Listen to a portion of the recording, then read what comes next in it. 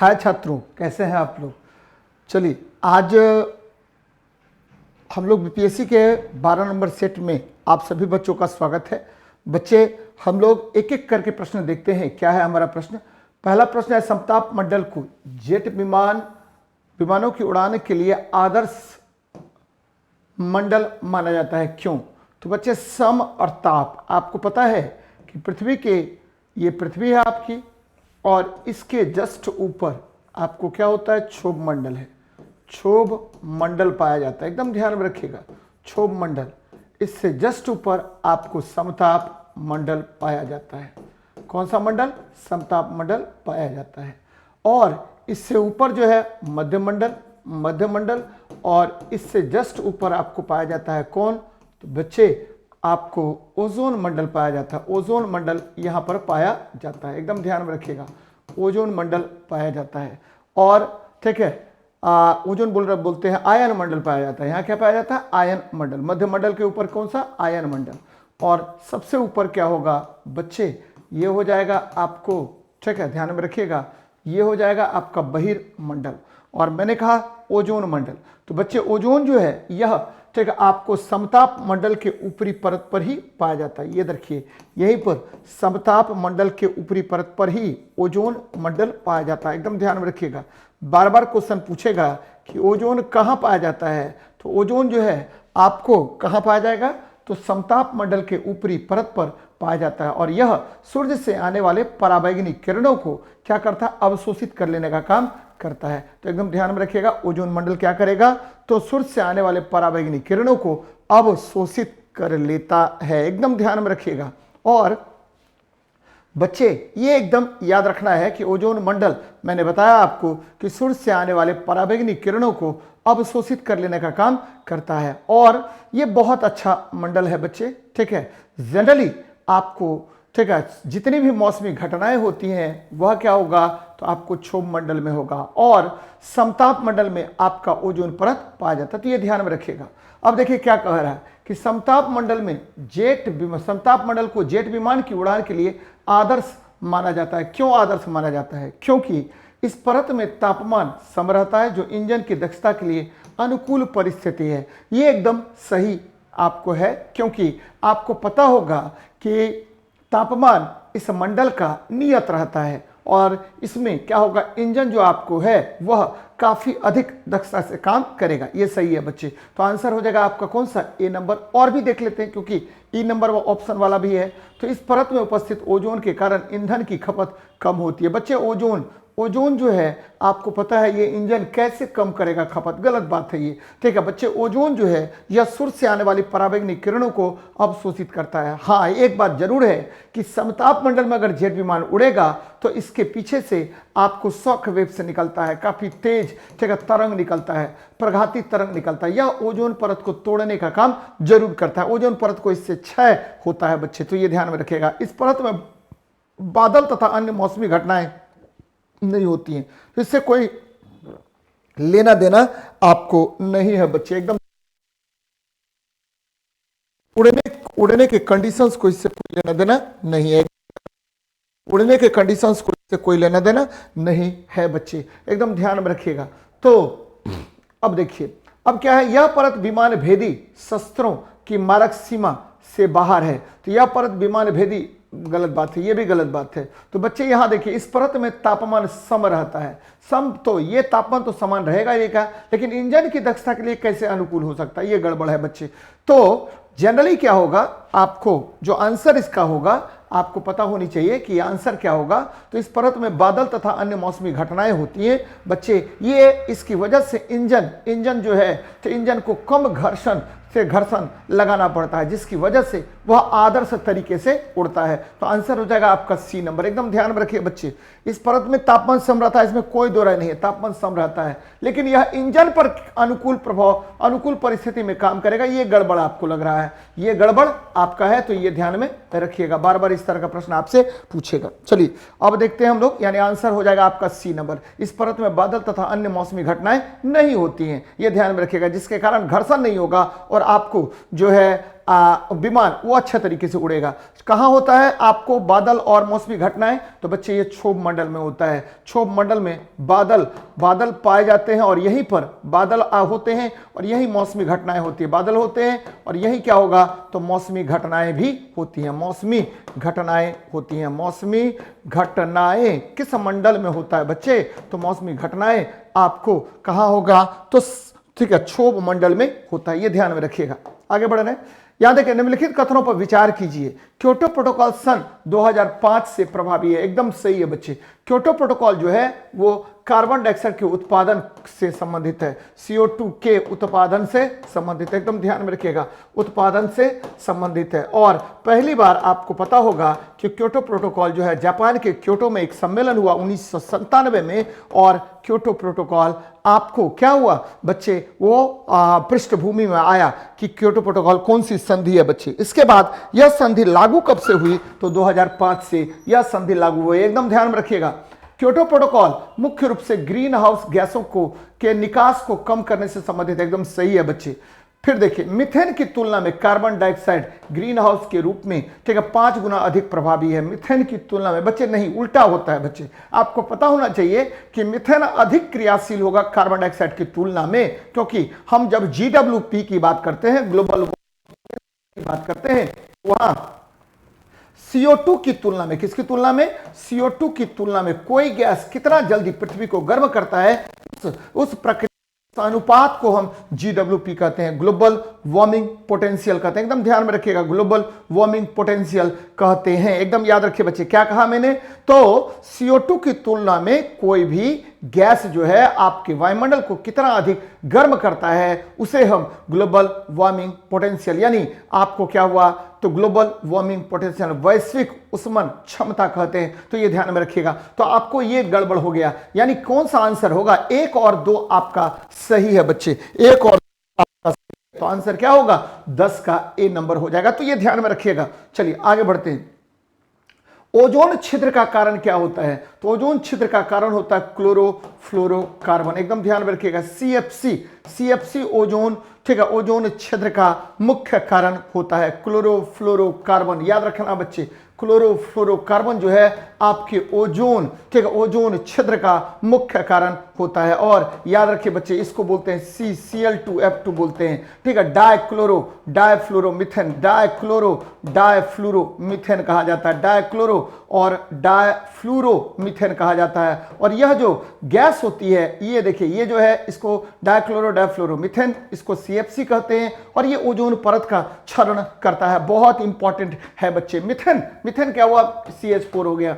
और एसिटिलीन क्या हुआ, तो बच्चे एसिटिलीन जो होता है वह C2H2 होता है, C2H2 गैस होता है। और इथिलीन क्या होता है, एथिलीन, तो ये होता है C2H4 को एथिलीन गैस कहा जाता है, एथिलीन गैस कहा जाता है। तो ये ध्यान में रखिएगा। और ये एथिलीन गैस जो है आपको, ठीक है, बहुत सारा उपयोगी कार्य करता है। जनरली बच्चे मिथेन जो है इसको मार्स गैस कहते हैं। एसिटिलीन जो है यह आपके आपका जो ऑक्सी वेल्डिंग होता है, यानी ठीक है आपको ऑक्सी एसिटिलीन ज्वाला जो है इसी के द्वारा बनता है। एसिटिलीन गैस जो है यह ठीक है फलों को पकाने में उपयोगी होता है। ये ध्यान में रखिएगा।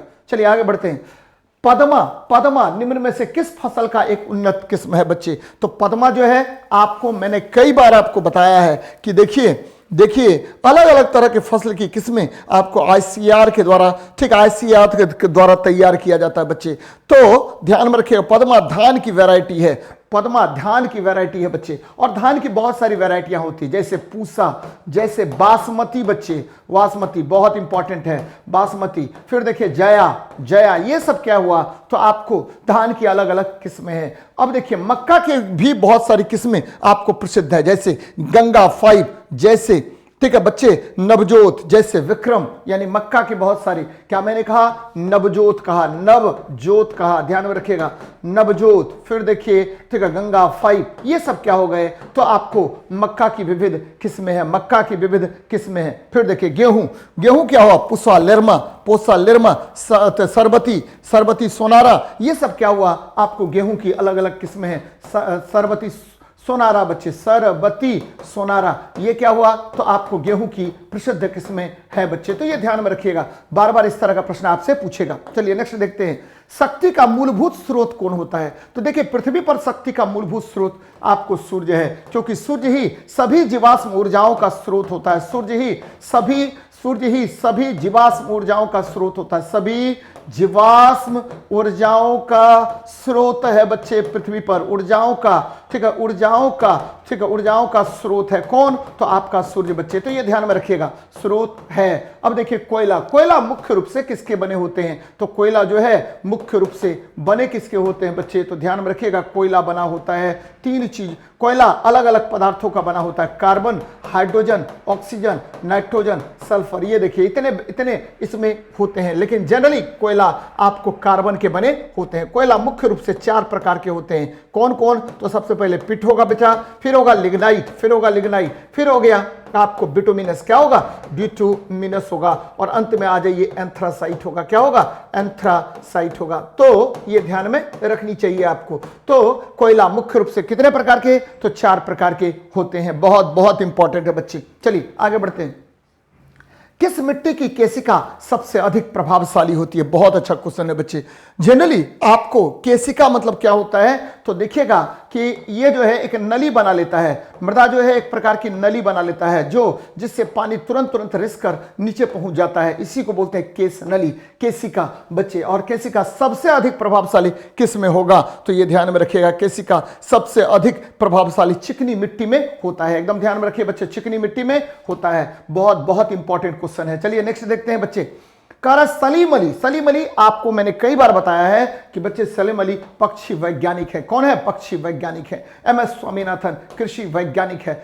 E.O. विल्सन बच्चे, E.O. विल्सन ध्यान में रखिएगा, E.O. विल्सन बहुत इंपॉर्टेंट है बच्चे, E.O. विल्सन कीट वैज्ञानिक है, देखिए कहां पर कीट वैज्ञानिक? तो कीट वैज्ञानिक है। और माधव गाडगिल पर्यावरण शास्त्री है, पर्यावरण शास्त्री। यहां देखिए सलीम अली, तो सलीम अली एक का 4 नंबर, एक ही ऑप्शन में बच्चे, तो आंसर हो जाएगा कौन सा? D नंबर होगा, एकदम ध्यान में रखिएगा। भारत में हरित क्रांति का जनक किसे कहा जाता है? तो बच्चे भारत में हरित क्रांति का जनक कहा जाता है MS स्वामीनाथन को। भारत में पक्षी, ठीक है, ये देखिए पक्षी वैज्ञानिक किसे कहते हैं? तो सलीम अली को। याद रखिए, बर्ड मैन ऑफ इंडिया इन्हें कहा जाता है, एकदम ध्यान में रखिएगा बच्चे, बर्ड मैन ऑफ इंडिया भी इन्हें कहा जाता है। तो ये बहुत बहुत इंपॉर्टेंट है, बार बार आपको यहां से प्रश्न पूछेगा। चलिए नेक्स्ट देखते हैं, निम्नलिखित जीवों पर विचार कीजिए, कौन कौन है? एगेरिकस, नॉस्टो और स्पायरोगारा। निम्नलिखित में से कौन सा जैव उर्वरक के रूप में उपयोगी होता है बच्चे? तो यहां देखिए एगेरिकस, ठीक है, स्पायरोगारा, नॉस्टॉक, एगेरिकस,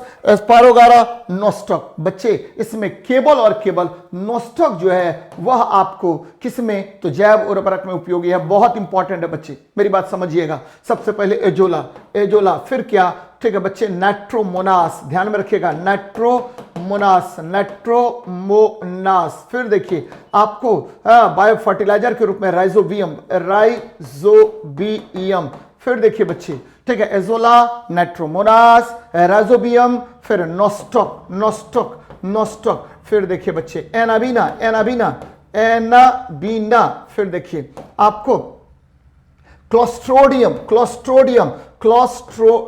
फिर देखिए बच्चे क्लोस्ट्रोडियम, फिर देखिए एजोस्पाइरिलम, एकदम ध्यान में रखिएगा, एजोस्पाइरिलम, ये सब क्या है? तो आपको जैव उर्वरक की श्रेणी में आता है, ठीक है। These all are biofertilizers है, तो ये ध्यान में रखिएगा, बायो फर्टिलाइजर्स होता है। तो आंसर हो जाएगा आपका ए नंबर, क्या होगा? ए नंबर आपका आंसर होगा। तो ध्यान में रखना है बच्चे। आगे बढ़ रहे हैं, यहां देखें कौन सी, ठीक है, निम्न में से सही सुमेलित नहीं है? CO2 थर्मल पावर स्टेशन से। सही है बच्चे, CO2 कहां से निकलेगा? तो थर्मल पावर स्टेशन से निकलता है। कार्बन डाइऑक्साइड या कार्बन मोनोऑक्साइड ये कहां से निकलता है? तो एकदम ध्यान में रखिएगा कि यह जो है कहां से निकलेगा? तो थर्मल पावर स्टेशन से। बच्चे CFC ऑटोमोबाइल से, ये गड़बड़ है बच्चे। जनरली CFC कहां से निकलता है? तो ये जो है आपको हीटिंग बोलते हैं, आपको एसी या फ्रिज, जहां पर ठंडा उत्पन्न किया जाता है, एसी या फ्रिज से उत्पन्न होगा बच्चे। तो ये आपको गलत लग रहा है। ऑटोमोबाइल, ये गड़बड़ है। N2O नाइट्रस ऑक्साइड होता है। और बच्चे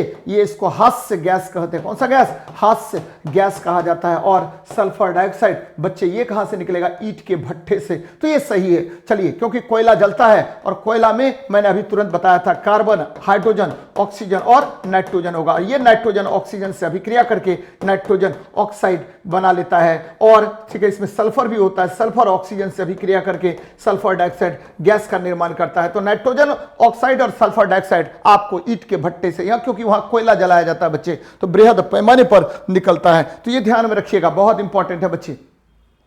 जब धूप वर्षा की बूंदों पर गिरती है तो इंद्रधनुष बनता है। कोई बात नहीं है, इनके लिए निम्नलिखित बच्चे, ठीक है, आपको मैंने कहा है कि देखिए, जब वर्षा की बूंदों पर, ठीक है, आपको क्या होगा? प्रकाश की किरणें गिरती है तो तीन घटनाएं होंगी। सबसे पहले अपवर्तन होगा। सबसे पहले क्या होगा?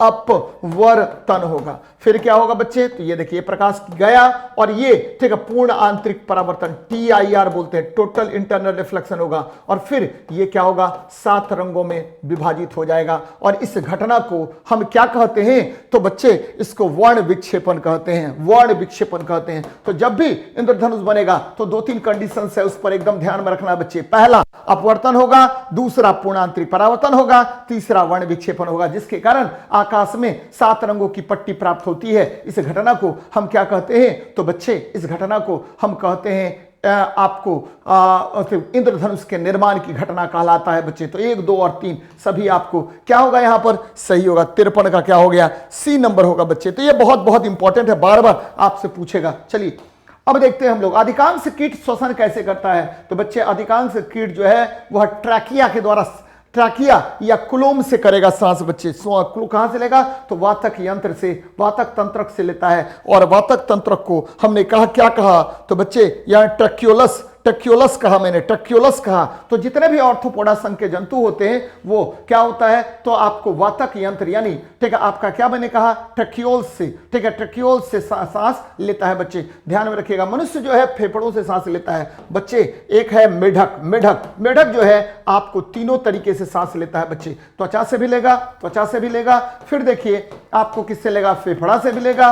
और फिर किससे लेगा? तो बच्चे ये जो है आपको गिल के माध्यम से भी सांस लेता है। यानी मेढक जो है तीनों तरीके से सांस लेता है। हम लोग कैसे लेते हैं? तो फेफड़ों के द्वारा। फेफड़ों की संरचना जो होती है उसमें एल्वियोली पाया जाता है। और यह एल्वियोली जो है आपके, ठीक है, रक्त में ऑक्सीजन को मिश्रित करने का काम करता है और कार्बन डाइऑक्साइड को बाहर निकालने का भी काम करेगा। चलिए नेक्स्ट देखते हैं बच्चे। समुद्र तल के खनिज तेल जमाव पूर्णतः अपघटित नहीं हो पाते हैं क्योंकि वे, बच्चे बहुत अच्छा क्वेश्चन है, ध्यान दीजिएगा, जरा ध्यान दीजिएगा क्या मैं कह रहा हूं कि समुद्र तल, अच्छा तेल का निर्माण पहले होता कैसे है? तो बच्चे तेल का निर्माण एकदम ध्यान में रखिएगा कि तेल का निर्माण जो है वह, ठीक है, आपको समुद्र में प्लैंक्टन्स, क्या मैंने कहा?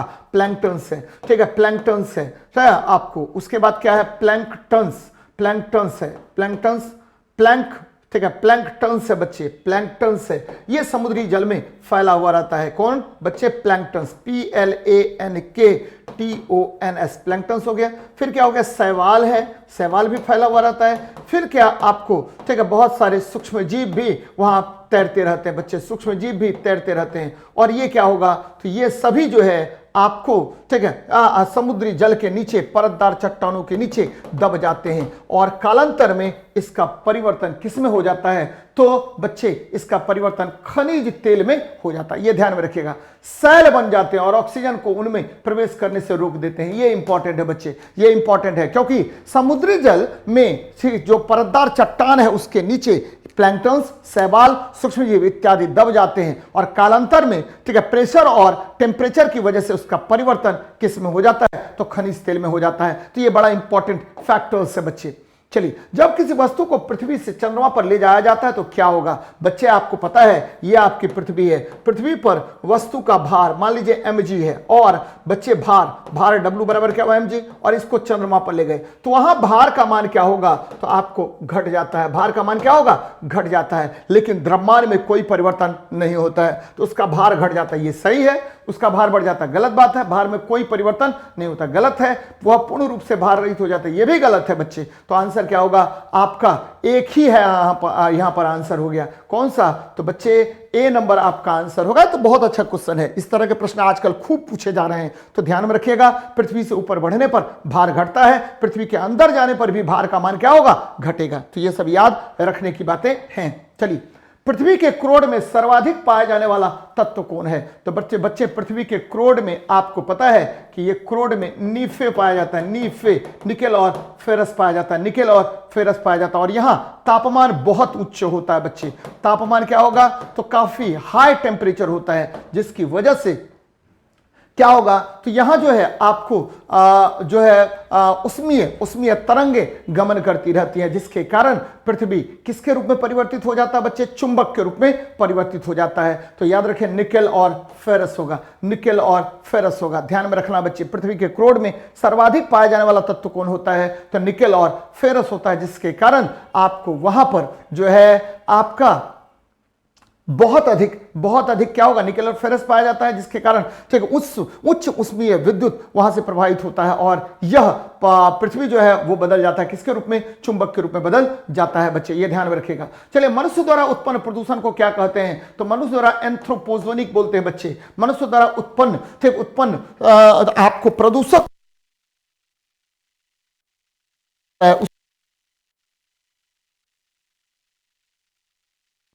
से कहा जाता है। ये बार बार आपसे क्वेश्चन पूछेगा बच्चे कि मनुष्य द्वारा उत्पन्न प्रदूषक को हम क्या कहते हैं, बार बार आपसे क्वेश्चन पूछेगा, तो ये ध्यान में आपको रखनी चाहिए बच्चे, एकदम याद रखिएगा। एंथ्रोपोजेनिक कहा जाता है, बहुत इंपॉर्टेंट है बच्चे, क्या कहेंगे? एंथ्रोपोजेनिक कहा जाता है। प्रतिजैविक क्या होता है? तो ये एंटीबायोटिक है बच्चे, एंटीबायोटिक है बच्चे। अगर किसी तरह से आपको यह पता होगा कि आपके जो समुद्री स्रोत है उसमें वाहित मल की मात्रा बढ़ जाएगी, यानी वाहित मल की मात्रा अगर बढ़ जाएगी, तो आपको एकदम ध्यान में रखना है कि उसमें ठीक है, उसमें आपको इकोलाई बैक्टीरिया की मात्रा बढ़ जाती है, इकोलाई की मात्रा बढ़ जाती है, एकदम ध्यान में रखिएगा। इकोलाई, ठीक है, इचिरिचा कोलाई बोलते हैं बच्चे, इसकी मात्रा बढ़ जाती है और आपका जल जो है वो क्या होगा? प्रदूषित हो जाएगा, ये ध्यान में रखना है। आगे देखते हैं, वाहनों से निकलने वाले निम्न में से कौन सा एक मुख्य प्रदूषक गैस है? बच्चे, वाहनों से निकलता है सल्फर डाइऑक्साइड, ठीक है, वाहनों से निकलता है कौन? कार्बन मोनोऑक्साइड, लेकिन पूछ रहा है कौन सा एक मुख्य गैस है। तो यहां आपको सब बच्चों को पता होगा कि आपको वाहनों में क्या होता है कि अपूर्ण रूप से आपका कार्बन जलता है और बाहर कौन सा गैस निकालेगा? तो कार्बन मोनोऑक्साइड गैस निकालता है, कार्बन मोनोऑक्साइड गैस निकालता है, तो ये ध्यान में रखिएगा। चलिए, बहुत अच्छी बात है।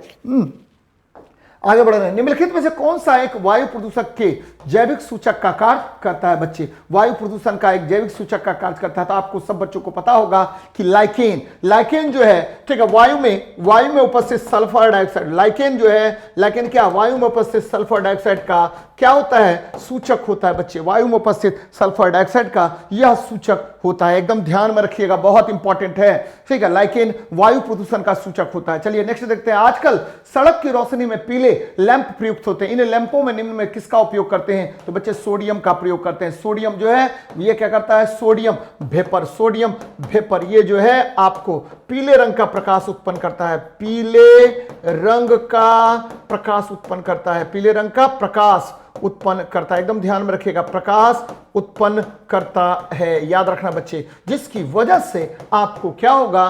तो ये सोडियम, ठीक है, सोडियम वेपर यूज होता है, यह मोनोक्रोमेटिक होता है बच्चे, जिसके कारण प्रकाश की किरणें आपको दूर दूर तक बिखरेगा नहीं बच्चे, आपको चाहे वर्षा हो, चाहे आपको कुहासा हो या किसी भी प्रकार से। बच्चे नियोन जो है, नियोन को अक्रिय गैस कहते हैं, और बल्ब में जनरली हम लोग आर्गन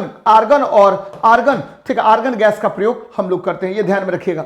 चलिए नीचे कुछ यंत्र और वे जिन वैज्ञानिक नियमों पर आधारित हैं दिए गए हैं, कौन सा जोड़ा सही नहीं है? वायुयान बर्नौली का नियम सही है, MRI क्वांटम मैकेनिक्स ये भी सही है, ट्रांसफार्मर विद्युत चुंबकीय प्रवर्तन ये भी सही है, कार का ब्रेक आर्किमिडीज का नियम ये गलत है बच्चे, क्योंकि कार का ब्रेक जो है पास्कल के नियम पर आधारित है, पास्कल्स लॉ पर आधारित है, पास्कल के नियम पर आधारित है, एकदम ध्यान में रखिएगा, नियम पर आधारित है, बहुत इंपॉर्टेंट है बच्चे, पास्कल पास्कल के नियम पर आधारित है, क्योंकि द्रव जो है ठीक है, द्रव में दाब का नियम किसके सिद्धांत पर आधारित है? तो पास्कल लॉ पर आधारित है। आर्किमिडीज का नियम किस पर आधारित है बच्चे? तो यह प्लवन से संबंधित है, प्लवन फ्लोटेशन से रिलेटेड यह है। तो ये ध्यान में रखने वाली बातें हैं। चलिए नेक्स्ट देखते हैं, रॉकेट इंजन ध्वनि कितने डेसिबल का उत्पन्न करता है? तो बच्चे रॉकेट जो है हवा में उड़ता है और ठीक है, यह जनरली 180 डेसिबल, कितना डेसिबल? 180 डेसिबल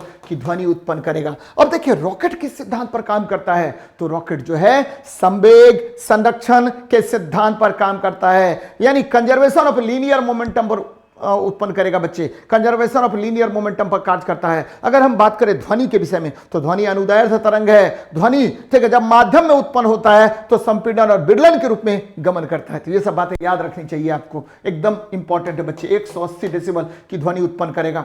हम अगर साधारण बातचीत की बात करें तो 35 डेसिबल से 45 डेसिबल या 55 डेसिबल की ध्वनि उत्पन्न करेंगे। जनरली 35 से 45 डेसिबल की ध्वनि उत्पन्न करते हैं बच्चे। जोर से बातचीत 60 डेसिबल, ठीक है, आपको भीड़ भरी गली 60 से ठीक है, आपको लगभग 70-75 डेसिबल के आसपास। अगर हम बात करें कि लोहा लक्कड़ की दुकान 80 डेसिबल। तो ये सब ध्यान में रखना है। ध्वनि की प्रबलता को, ध्वनि के तीव्रता को डेसिबल में मापते हैं बच्चे। जनरली एक बेल बराबर कितना होता है? 10 डेसिबल होता है। लेकिन ठीक है, आपको ध्वनि की तीव्रता का ऐसा ही मात्रक क्या होता है? तो माइक्रोवाट पर मीटर स्क्वायर होता है। तो ये ध्यान में रखिएगा, जो कान की क्षमता को प्रभावित करता है। जीवों के विकास के संदर्भ में निम्नलिखित में से कौन सा एक अनुक्रम सही है बच्चे? अच्छा क्वेश्चन है बच्चे। यहां देखिए, ठीक है, आपको पता है सैलमेंडर से अजगर हो गया, अजगर से कंगारू हो गया। तो ये अनुक्रम आपको सही है। सैलमेंडर से अजगर, अजगर से कंगारू। यहां देखिए, मेढक, केकड़ा, झिंगा, ये कैसे हो गया बच्चे? नहीं, उभयचर बाद में आएगा। ठीक है, ये पेंगोलिन या कच्छप बाज, ये गलत बात है।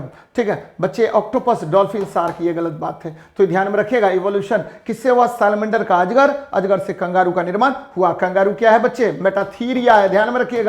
यह स्तनधारी है और मेटाथीरिया की श्रेणी में आता है, मेटाथीरिया की श्रेणी में आता है। चलिए नेक्स्ट देखते हैं, निम्न में से जल पुरुष किसे कहा जाता है? तो राजेंद्र सिंह को हम जल पुरुष कहते हैं। भारत में जल पुरुष किसे कहा जाता है? तो राजेंद्र सिंह को कहा जाता है बच्चे। तो ये ध्यान में रखिएगा, बार बार क्वेश्चन आपसे पूछेगा कि राजेंद्र सिंह को भारत में क्या कहा जाता है? तो आपको जल पुरुष कहा जाता है। ध्यान में रखिएगा, 2015 में इन्हें स्टॉकहोम वाटर ठीक है प्राइज भी दिया गया था। 2015 में इन्हें स्टॉकहोम वाटर प्राइज भी दिया गया था। ध्यान में रखिए बच्चे।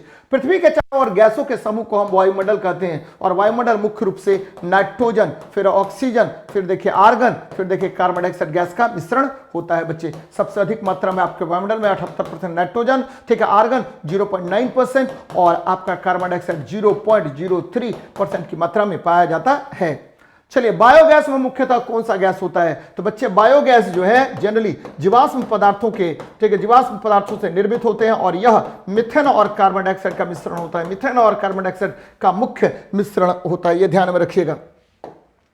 निम्नलिखित पर विचार कीजिए, ठीक है, हाइड्रोजन का ऑक्साइड, सल्फर के ऑक्साइड, नाइट्रोजन का ऑक्साइड, कौन सा अम्लीय वर्षा का कारक होता है? तो अम्लीय वर्षा के कारक दो ही होते हैं बच्चे। कौन कौन? जब सल्फर डाइऑक्साइड जल से मिलेगा तो यह सल्फ्यूरिक अम्ल का निर्माण करेगा, H2SO4 का निर्माण करेगा, और जब नाइट्रोजन ऑक्साइड जल से मिलेगा तो यह नाइट्रिक एसिड का निर्माण करता है बच्चे, HNO3 का निर्माण करता है। तो ये ध्यान में रखिएगा, बार बार इस तरह का प्रश्न आपसे पूछेगा। चलिए, तो ये इंपॉर्टेंट है, सल्फर डाइऑक्साइड और ठीक है नाइट्रोजन के ऑक्साइड। आंसर क्या होगा? 2 और 3। देखिए कहां पर है 2 और 3, तो ऑप्शन नंबर ए में है। तो बहुत इंपॉर्टेंट है बच्चे। नेक्स्ट देखते हैं, पौष्टिकरण किससे संबंधित है? तो दूध के किण्वन से, दूध के आसवन से, दूध के निर्जलीकरण से, दूध के ठंडा करने से। देखिए फंस गया होगा मामला, कैसे निकलेगा ये? क्या होगा ऑप्शन बच्चे?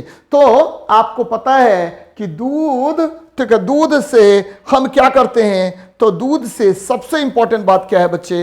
कि दूध को हम क्या कर देंगे? तो दूध को ठंडा करते हैं, ठंडा कर देंगे। दूध को आसमन भी करते हैं बच्चे। तो ये दोनों प्रक्रिया तो एकदम सही है, इसीलिए आंसर हो जाएगा ई। आपको पता होगा बच्चे कि 60 से 62 डिग्री सेल्सियस पर 30 मिनट तक दूध को गर्म करते हैं, और उससे जितना भी ठीक है जितने भी आपको जीवाणु विषाणु कीटाणु है सबको मार देने का काम करते हैं। धीरे धीरे क्या करेंगे, ठंडा करेंगे। और 72 डिग्री सेल्सियस पर हम क्या करते हैं, 72 या 71 डिग्री सेल्सियस पर हम 15 सेकंड तक गर्म करते हैं और त्वरित रूप से ठंडा कर देते हैं। इस प्रक्रिया को हम पौष्टिकीकरण कहते हैं। एकदम ध्यान में रखें बच्चे, दूध के आसवन, ठीक है, और दूध के ठंडा करने, यानी आपको मैंने क्या कहा कि पहले तो खूब गर्म करेंगे फिर तुरंत ठंडा कर देंगे बच्चे। इस प्रक्रिया को हम पौष्टिकीकरण करते हैं बच्चे, तो ये ध्यान में रखिएगा। आपको ये मुख्य रूप से क्या होगा, तो दूध में उपस्थित जो है जीव, जो कीटाणु जीवाणु विषाणु जो दूध को खराब करेगा उसको मारने के लिए यह काम किया जाता है जनरली।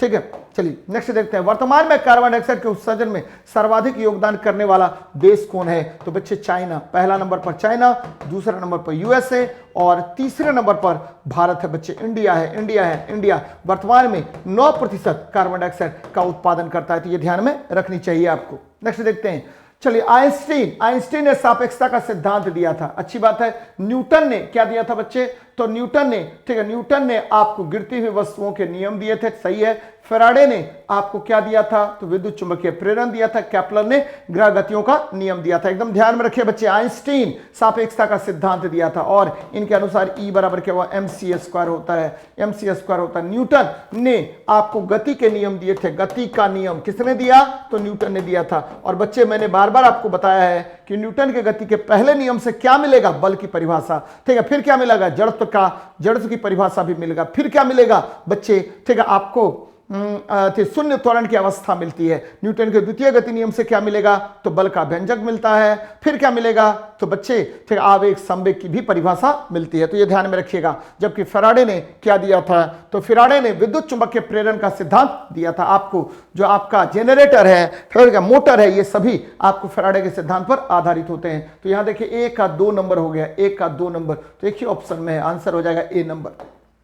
चलिए, ध्वनि तरंगों का सबसे तीव्रतम गमन किसमें होता है, तो बच्चे ध्वनि गमन करता है। सबसे फास्ट किसमें गमन करता है, ध्वनि गमन करता है, सबसे फास्टेस्ट गमन करेगा ठोस में, उसके बाद द्रव में, उसके बाद किसमें, गैस में। ध्वनि निर्वात में गमन नहीं करता है, ध्वनि निर्वात में गमन नहीं करेगा। एकदम याद रखिए, ध्वनि निर्वात में गमन नहीं करता, निर्वात में गमन नहीं करता है, बहुत इंपॉर्टेंट बच्चे, नहीं करता है। ध्वनि कहां नहीं गमन करेगा, तो निर्वात में गमन नहीं करता है। तो सबसे तीव्र गमन किसमें करेगा, ठोस में।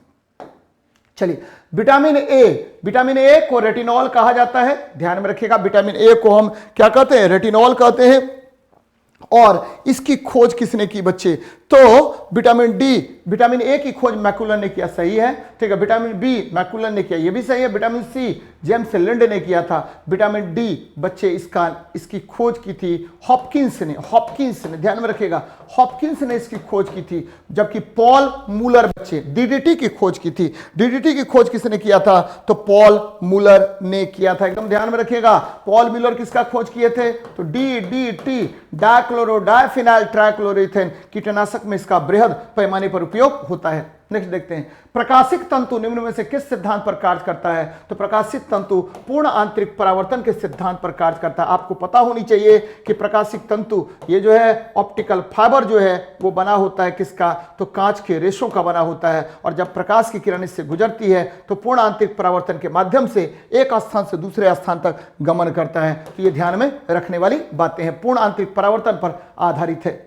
चलिए नेक्स्ट देखते हैं बच्चे, मैजेंटा द्वितीयक रंग निम्न किन 2 प्राथमिक रंगों के मिश्रण का बना होता है। यहां देखिए, लाल और हरा को जब आप मिलाएंगे, लाल और हरा को जब मिलाएंगे तो पीले रंग का निर्माण होगा। ग्रीन और ब्लू को मिलाएंगे तो सियान बनेगा, और रेड और ब्लू को मिलाएंगे तो मैजेंटा। तो लाल और हरा को मिलाने से, लाल और नीला को मिलाने से मैजेंटा बनता है। बच्चे सभी रंगों को जब आपस में मिला देते हैं तो उजले रंग का निर्माण होता है। तो एकदम ध्यान में रखिएगा, बार बार इस तरह का प्रश्न आपसे पूछेगा। चलिए, ब्लीचिंग पाउडर का रासायनिक सूत्र निम्नलिखित में से कौन है, तो बच्चे कैल्शियम ऑक्सीक्लोराइड को हम ब्लीचिंग पाउडर कहते हैं। कैल्शियम ऑक्सीक्लोराइड को ब्लीचिंग पाउडर कहते हैं। कैल्शियम ऑक्सीक्लोराइड को हम क्या कहते हैं, तो बच्चे ब्लीचिंग पाउडर कहा जाता है। एकदम ध्यान में रखिएगा, ब्लीचिंग पाउडर कहते हैं। और ये क्या होता है बच्चे, इसमें क्लोरीन आयन होता है, क्लोरीन होता है। और यह मुख्य रूप से आपको क्या होगा, तो जल के शुद्धिकरण में, विरंजन में इसका उपयोग करते हैं बच्चे। अब ये देखिए कैल्शियम सल्फेट, ठीक है, कैल्शियम सल्फेट ये क्या कर लीजिए यहाँ पर, तो 2CaSO4 × H2O कर लीजिए। इसको हम क्या कहते हैं, तो बच्चे प्लास्टर ऑफ पेरिस कहते हैं, POP कहते हैं, ठीक है, POP कहते हैं, प्लास्टर ऑफ पेरिस कहते हैं। ये देखिए एक क्लोरोफॉर्म है, CaCl3 क्या है, क्लोरोफॉर्म होता है, और यह क्या है, बहुत ही अधिक उपयोगी पदार्थ है बच्चे, और निश्चेतक में यूज करते हैं। कैल्शियम कार्बोनेट ये क्या हुआ, संगमरमर के रूप में यूज होता है, मार्बल के रूप में इसका उपयोग करते हैं हम लोग। चलिए बहुत अच्छी बात है, आगे देखते हैं। निम्नलिखित में से कौन सा एक सर्च इंजन है, बहुत अच्छा क्वेश्चन है बच्चे, सर्च इंजन कौन है, तो यहां आपको एकदम ध्यान में रखना है कि ठीक है, बिदाऊ कहां गया, बायडू ये सर्च इंजन है। कुकीज आपको पता है कि बहुत सारा कुकीज आपके जो जब भी कोई साइट खोलिए तो बहुत सारे देखिए छोटे छोटे प्रचार आते रहते हैं, वह कुकीज कहलाता है बच्चे, तो ये ध्यान में रखनी चाहिए, सर्च इंजन कहलाएगा। ठीक है, पारिस्थितिकी तंत्र में DDT का समावेश होने के बाद निम्नलिखित में से किस एक जीव में इसका संभवतः अधिकतम सांद्रण होगा। ये देखिए बच्चे, जो जितना अधिक, ठीक है, जो जितना अधिक ऊपर होगा उसमें उतना ही अधिक सांद्रण होगा DDT का बच्चे। यानी यहां देखिए सबसे ऊपर कौन है, तो मवेशी है, स्तनधारी है, इसमें सबसे अधिक, ठीक है, स्तनधारी है, इसमें सबसे अधिक सांद्रण होगा बच्चे। पारिस्थितिकी तंत्र में DDT का समावेश होने के बाद विकल्प में ध्यान में रखिए बच्चे, खाद्य श्रृंखला में, यहां देखिए, ठीक है, जो ये मवेशी जो है ना शाकाहारी है बच्चे, थोड़ा सा और इसको एलेबरेट करते हैं। यहां देखिए, ठीक है, क्या होगा, तो बच्चे जो मांसाहारी होगा, ध्यान दे रहे हैं, मांसाहारी होगा, मांसाहारी, ठीक है, वह आपको क्या होगा, वह जो है, ठीक है, वह ठीक है, आपको क्या होगा, उत्पादक, वो जो है उपभोक्ता में दूसरे नंबर पर आएगा, उपभोक्ता में सेकेंड नंबर पर आएगा, और जो सेकेंड नंबर पर आएगा उसमें सबसे अधिक क्या होगा, कंज्यूमर 2 में सबसे अधिक सांद्रण होगा। ध्यान दीजिए बच्चे, ये घास है, घास से किस में गया, ठीक है, घास से गया शाकाहारी में, शाकाहारी को हम कंज्यूमर 1 कहते हैं, क्या कहते हैं, कंज्यूमर 1 कहते हैं, और कंज्यूमर 1 से गया मांसाहारी में, मांसाहारी को हम क्या बोलते हैं, तो बच्चे कंज्यूमर 2 बोलते हैं, तो बच्चे एकदम ध्यान में रखिएगा कि कंज्यूमर 1 में, ठीक है, उतना ज्यादा, ठीक है, नहीं होगा DDT की मात्रा जितना, ठीक है, आपको मांसाहारी में होगा। यहां देखिए मेढक क्या हुआ, तो मेढक जो है बच्चे, ठीक है, मेढक जो है ये कीट को खाता है, ठीक है, मवेशी जो है कीट भी खाएगा, और जो भी है, ठीक है बच्चे, जब ये टिड्डा की अवस्था में होता है तो जनरली, ठीक है, आपको प्लैंक्टन्स वगैरह को खाता है। मवेशी ये शाकाहारी है बच्चे, मवेशी तो होगा ही नहीं, टिड्डा ये भी शाकाहारी है, पत्तियों को खाता है बच्चे। सांप इसमें आंसर हो जाएगा, आंसर क्या होगा, 116 का D, जो जितना ऊपर होगा उतना ही ज्यादा उसमें सांद्रण होगा DDT का। चलिए नेक्स्ट देखते हैं, सारस है एक, क्या है बच्चे, तो सारस जो है एकदम ध्यान में रखिएगा कि बच्चे आपको वर्तमान में जो है बहुत तरह के यंत्रों का निर्माण कर रहा है, बहुत तरह का आपको डिफरेंट इक्विपमेंट्स का निर्माण कर रहा है, और उसमें सारस क्या है, स्वदेशी हल्का परिवहन विमान है बच्चे। आपको पता होगा, मैं बार बार आपको बताता रहता हूं कि निशांत जो है आपको क्या है, पायलटलेस LCA है बच्चे, पायलटलेस LCA है। LCA किसको बोलते हैं, तो लाइट कॉम्बैक्ट एयरक्राफ्ट को बोलते हैं, जबकि तो भारत का पहला जो एयरक्राफ्ट है LCA है, लाइट कॉम्बैक्ट एयरक्राफ्ट है, वह तेजस है बच्चे, क्या है, तेजस है। भारत ने लगातार आपको, ठीक है, DRDO के सौजन्य से तरह तरह के आयुधों का निर्माण किया है बच्चे, तो जिससे क्या होगा, भारत की जो सामरिक शक्ति है उसका विकास किया गया है। तो मिलते हैं नेक्स्ट क्लास में, ठीक है, कल जो है आपको 13 और 14 दोनों करवाएंगे, परसों 15, तो ये खत्म हो जाएगा आपका। मिलते हैं नेक्स्ट क्लास में। जय हिंद, जय भारत।